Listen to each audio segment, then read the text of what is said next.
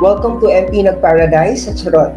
Maraming salamat Ma'am Yusi sa inyong napaka-komprehensibong pagtalakay sa isang lesson sa Statistics and Probability for Week 1 gamit ang Grade Learning Module. Okay, so sa pagpapatuloy ng ating aralin, ang review session para sa ating Project SOAR o ang series of online academic reviews in mathematics, mag-proceed tayo sa isang mathematics subject naman sa senior high school kung saan ang magiging review teacher natin ay walang iba kundi si Sir Audric D. Siya ay teacher 2 ng mataas na paaralang Neptali A. Gonzales at siya ang magtatalaki sa atin ng review lesson para sa week 1 ng Basic Calculus gamit uli ang Grade Learning Material. So Sir Audric, it's your turn na po. Good luck sa inyo and enjoy teaching. Magandang araw po sa inyong lahat. Okay, welcome to Basic Calculus. Okay, our first topic for this course is limits and its laws. Okay, so bago tayo po magsimula, we need to discuss the objectives. Okay, based on the objectives, okay, at the end of the lesson, the students will be able to illustrate the limit of a function using a table of values and the graph of the function. Second, we're going to distinguish between the limit and the function. Third, we're going to illustrate the limit laws. Number 4, we're going to perform the limit laws on evaluating various limits. So bago tayo po magsimula ng limits, mag-review muna tayo anong ibig sabihin ng function. Okay, so what is a function again? A function f of x is defined as a set of pairs x and y where the values of x, also known as the first element, should not be the same. Based on the function y equals f of x, we note that x is the independent variable as opposed to the dependent variable y whose value depends on x. So ibig sabihin yung x dapat iba-iba, dapat walang katulad. Pero yung y, walang kaso. Keep in mind that the x is the independent variable, y is the dependent variable. Okay? So now we're going to proceed to the limits. Okay, so now we're going to discuss the definition of the limit of a function. Let f be a function at every number in some open interval containing c except possible at the number c itself. If the value of f is arbitrarily close to the number L, for all the values of x sufficiently close to c, then the limit of as x approaches c is L. We write this limit as, so bale, ito yung itsura ng limit of a function. Yung f of x na yan, yun yung function.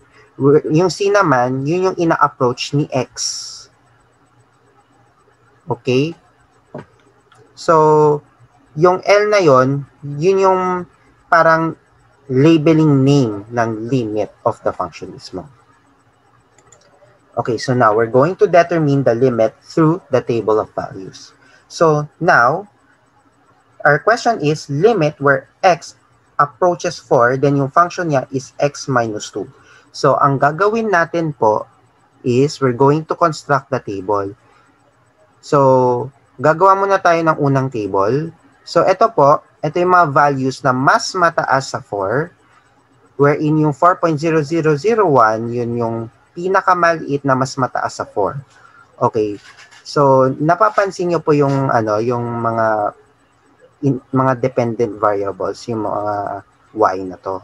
Pag sinubstitute kasi yung si 6, magiging si 4, si 5, magiging si 3 dahil minus 2 ito. Tapos si 4.5, si 2.5. Tapos si 4.1, si 2.1. Tapos si 4.01 ay si 2.01. Tapos si 4.001 ay si 2.001. Tapos si 4.0001 ay si 2.0001. Kasi nga, minus yung x sa 2. So ito po yung output ng unang table. So ito yung mga values of x na mas mataas sa 4. Ngayon, we're going to consider the values of x which are lower than 4. Ayan. So, 3.9999. Okay, pag minus siya sa 2, magiging 1.9999. Tapos 3.999 magiging 1.999 siya. Tapos 3.99 magiging 1.99 siya. Tapos yung 3.9 magiging 1.9 siya. Tapos 3.5 magiging 1.5 siya. Tapos yung 3 magiging 1. Tapos 2 magiging 0. Dahil minus sila sa 2 sa bawat value ng x. Okay, so nakikita yung arrow. Ibig sabihin po, pumupunta po siya sa palapit ng 4. From the higher value, palapit sa 4 mismo. Tapos dito naman po, from the lower values, ibig sabihin, they are approaching to 4 mismo. So napapansin na natin, okay, so based sa mga dulo, yung 4.0001 as x, yung y niyan ay 2.0001. So, ibig sabihin, pag ni-round off po siya, magiging 2 siya. Likewise with here.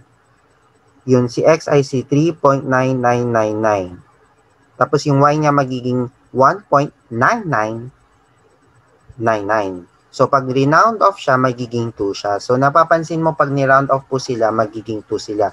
So, parang approximation siya, kumbaga. Okay. So, therefore, the answer is 2. Bakit? We can see naman po, based yun sa mga dulo. Ayan, no? Pag ni-round off po siya, magiging 2. So, bali, it's more of approximation. Kung ang function kasi, mag-e-evaluate po tayo, magsasubstitute diretso tayo, pero yung limits kasi, we need to consider values higher than this one as it approaches to this value. Tapos, pati yung mga values that are lower than 4, pero dapat mag-a-approach siya din dito. So, yun yung pagkakaiba ng limits at pati yung function. Okay, so, ang sagot na neto ay 2, dahil pag ni-round off silang dalawa yung nakabilog, 2 siya. Okay, next slide is here. Okay. So, nakikita na natin yung graph, di ba? Kung ang x ay 4, yung y ay 2, di ba napapansin mo yung graph? Di ba nag-a-approach siya dito sa 2? Tapos dito naman nag-a-approach siya dito. From higher value na bababa sa 4 po, magiging palapit ng palapit siya sa 2 in terms of the values of y. From the lower values na papuntang 4, pag uma-approach siya, tuwing palapit na siya, unti-unti na siya na pumupunta siya at lumalapit siya sa 2 based sa values of y. Nakikita na natin as we see. Okay, next question. Okay. So, limit where x approaches to negative 3, tapos yung function natin ay 1 over x plus 3. So, magdodraw ulit tayo ng isang table. So, this time, yung mas mababa po sa, mas mataas pala sa negative 3. So, ito yung mga values na mas mataas sa negative 3. So, yun nga, like what we said, gaya yun kanina, okay, so, we consider values higher than negative 3. So, if our x is negative 1, yung y natin 0.5.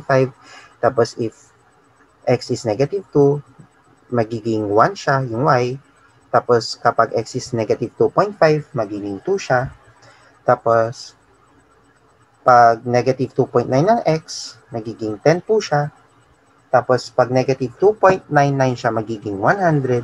Tapos, negative 2.99 magiging 1,000. Tapos, negative 2.9999 magiging 10,000. Okay, so ito po yung result ng values higher than negative 3 as the value of x. Okay. On the other hand, okay, sabihin natin yung mga values ay lower than negative 3. Okay, kapag si negative 3.0001 siya magiging negative 10,000, tapos si negative 3.001 as x, or let's say negative 3.001 magiging 1,000 na negative siya, or let's say negative 1,000. Tapos kapag si x ay negative 3.01, magiging negative 100 siya. Tapos pag negative 3.1, magiging negative 10 siya. Tapos si negative 3.5, magiging negative 2 siya. Tapos pag si negative 4, magiging negative 1 siya. Tapos pag si negative 5, magiging negative 0.05 siya. So, pagkapareho ba sila? O sabihin natin magkapareho sila in terms of numbers, pero yung sign yung nagkakatalo eh. So, since positive ito at negative ito, we can tell that they are very distinct values. Okay, because of this, we can say that this limit does not exist dahil super iba tuwing nag-approach sila sa negative 3. So, we can see sa graph mismo. Okay. So, yan. Nakikita na natin. Oh. Ibig sabihin nun po ay, di ba, rational function siya. Di ba, kapag yung x mo ay negative 3, ibig sabihin hindi nag-exist ang limit na to. Dahil super contrasting ang values nito based sa table of values na pinakita na natin sa previous slide. Kaya hindi siya nag-exist kasi yung x is equal to negative 3, that is the asymptote of this function. Okay, now, tada, we're now in the laws of limits. Okay, so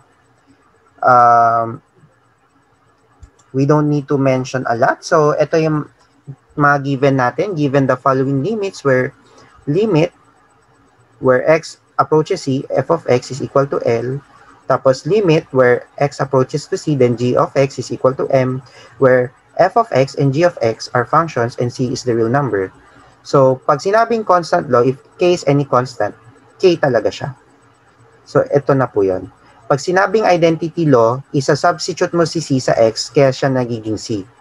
Kapag si constant multiple law, iti-take out mo si constant na k, ilalabas mo si k dyan, tapos magiging limit x approaches c to x. So, ang mangyayari nun, magiging kl siya. So, bale, ito yung parang product ng constant na identity law. So, yung limit where x approaches to c, then x, yun po yung identity law, kaya lang, minultiply siya ng constant, kaya constant multiple law. Pag sinabing sum or difference law, bale, okay, so, isa-substitute mo yung bawat function using the value of c, tapos i-add or subtract siya. Tapos pag sinabing product naman, multiply. Pag sinabi naman quotient po, fractional siya. Pag sinabing power po, i-evaluate na natin muna yung limit na to, tapos i-simplify using the exponent. Tapos si root naman, i-evaluate na natin muna tong limit na to, tapos i-simplify natin with the root mismo. So ito po yung laws of limits. Bali, you don't have to memorize this much naman kasi kung magpa-perform naman tayo ng limits, pwede rin naman diretso substitute. Okay, so ito po yung examples natin. Okay, una, ang gagawin natin is paghihiwalayin natin ang mga terms. So, bale, ang kinalabasan niya yan ay sum or difference law ito.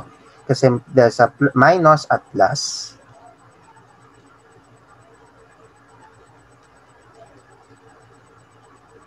Okay, so ang gagawin natin is we're going to substitute this first. Then, using the concept of the power law, so 4 squared ay magiging 16. Tapos dito naman, okay, so pwede na natin i-substitute diretso. By the way, pwede na natin siya gamitin na concept ng constant multiple law. Dahil yung constant natin ay 3, tapos isa-substitute yung 4 sa x, kaya 3 times 4 magiging 12.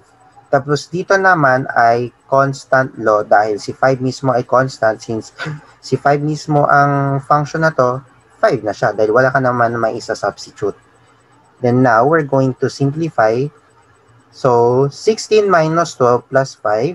So, magiging 4 plus 5 equals 9.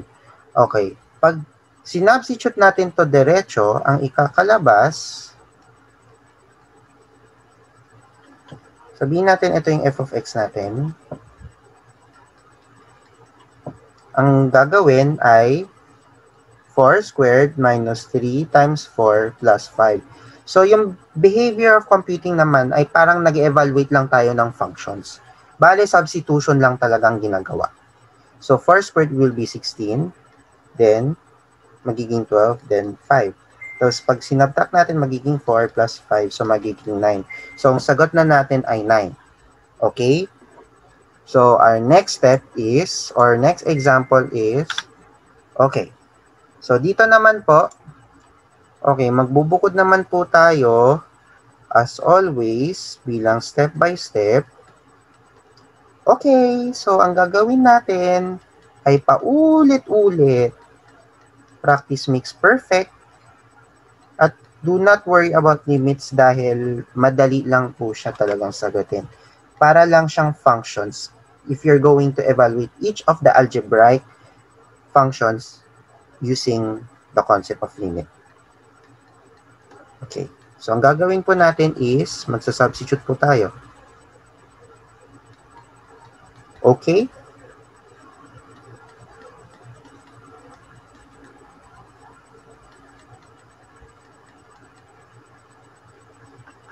Oops.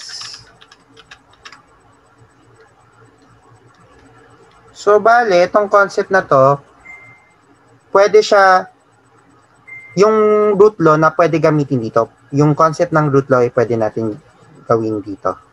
So, negative 3 times negative 3 magiging 9. Tapos, 4 times negative 3. So, bale, since fractional to, pwede siya maging quotient law.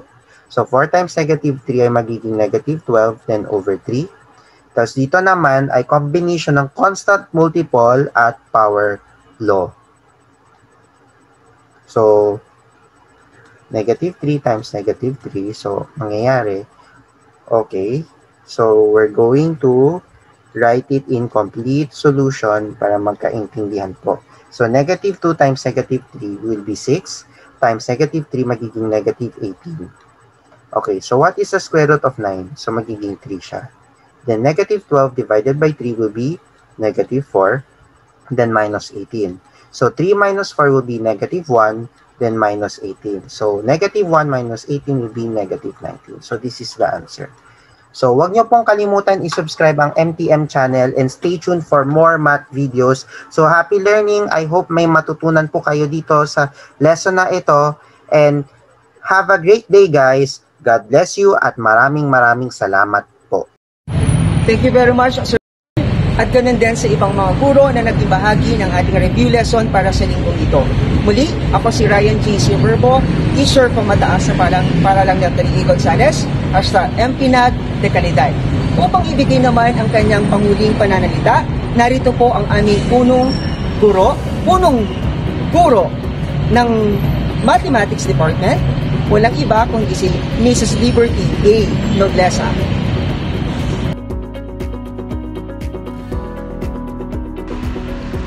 To our OIC Schools Division Superintendent, Dr. Romela M. Cruz, our OIC Assistant Schools Division Superintendent, Dr. Aurelio G. Alfonso, Curriculum Implementation Division Chief, Dr. Aline G. Mendoza, School Governance and Operations Division Chief, Ma'am Emma G. Arubio, to all the education program supervisors, to all the public school district supervisors, our school heads, Dr. Sir Henry A. Sabidong, to all the HTs, master teachers, parents, students, good morning. The medium we use for this program is an interesting option which presented both benefits and challenges. The greatest advantage of the internet is that it provides the opportunity to connect within the comfort of our own home, anywhere we may be. But at the same time, it somewhat restrains us from building meaningful relationship at times as the communication didn't feel as personal, such as a face-to-face classroom interaction would have. This reinforced to me the value of technology and its limitations at the same time. I am amazed by how much is changing in education as a result of this pandemic. It has affected how parenting has changed, as well as how the workforce has changed. It has changed the pace of life as overall and has made the competition in the world is greater. The youth is feeling the pressure more, but they are smarter too. And with all of this, we as educators are working hard to respond accordingly to these changes to ensure our students are best prepared for the future they will face. If there would be a time that is most exciting and important to be an educator, it would be in this day and age. The idea that teaching and learning in the 21st century is collaborative, innovative, and creative is critical to all our students. Future participation in a local and global context. It was eye-opening to see our collective focus as educators on school effectiveness, students' well-being, and students' achievement and success. To our very supportive school heads, Sir Henry A. Sabidong, to our very talented education program supervisor, Sir Resty A. Rodelas, to all the hardworking teachers of MPNAG, thank you for making this Project SOAR possible and of great success. Basta MPNAG de kalidad. Buhay and God bless.